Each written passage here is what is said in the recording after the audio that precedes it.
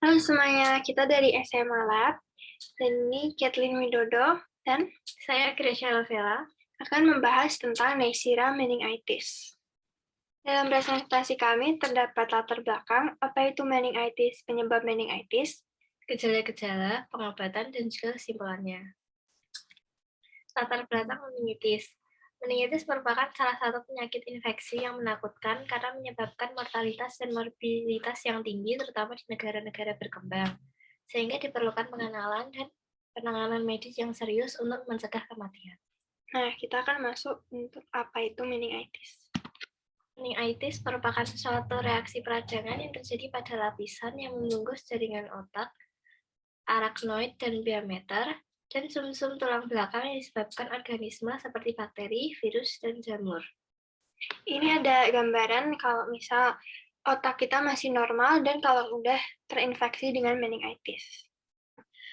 Di sini kita terdapat mening, yaitu meninges yang 3 lapisan protektif yang berada di sekitar otak dan tulang sumsum belakang.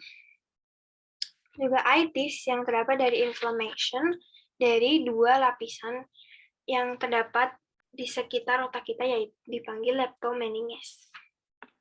Di sini kita dapat diagram untuk organ di dalam otak kita, dan di sini ada tertunjukkan lapisan-lapisannya, ada arachnoid diameter dan leptomeninges.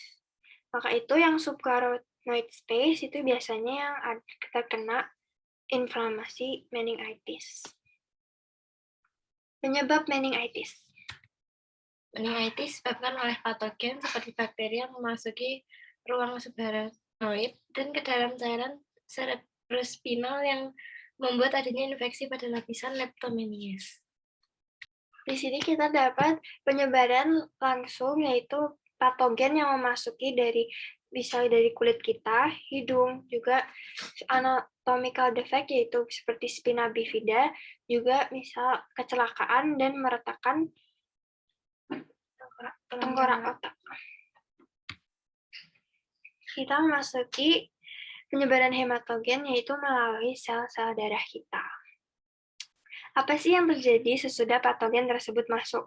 Invasi patogen ke subarachnoid akan mengaktifasi sistem imun.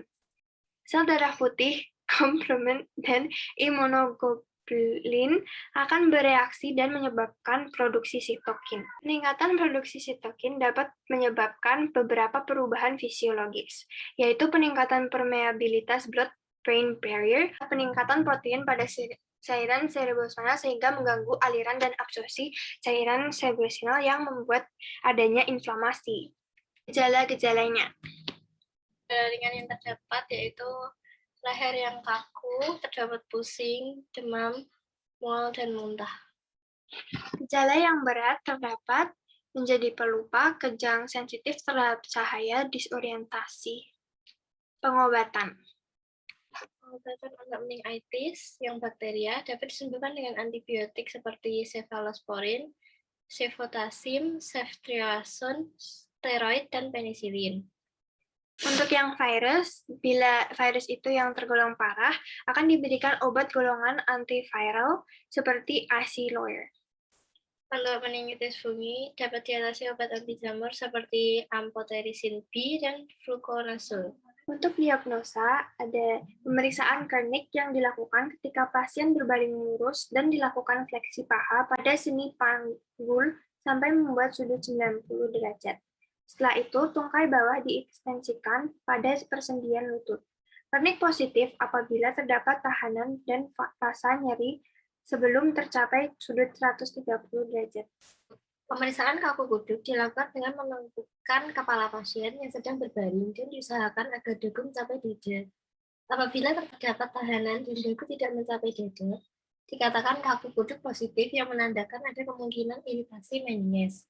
Perhatikan pula apakah terdapat fleksi pada kedua tungkai. Jika terdapat fleksi, maka dikatakan pemeriksaan Brudzinski 1 positif. Di sini adalah contoh Kernick sign, yaitu pemeriksaan Kernick dan contohnya, dan ada Brudzinski sign dengan ini contohnya. Kesimpulan.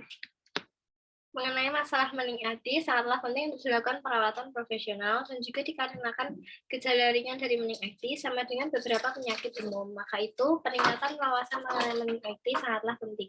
Ini kita beberapa diagram recap buat meningitis, yaitu mening yang mempunyai leptomeninges yang biasanya termasuki patogen di mana terjadinya inflamasi meningitis.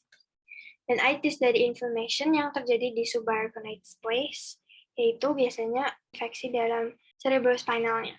Dan beberapa symptoms yaitu pusing, demam, dan leher yang kaku.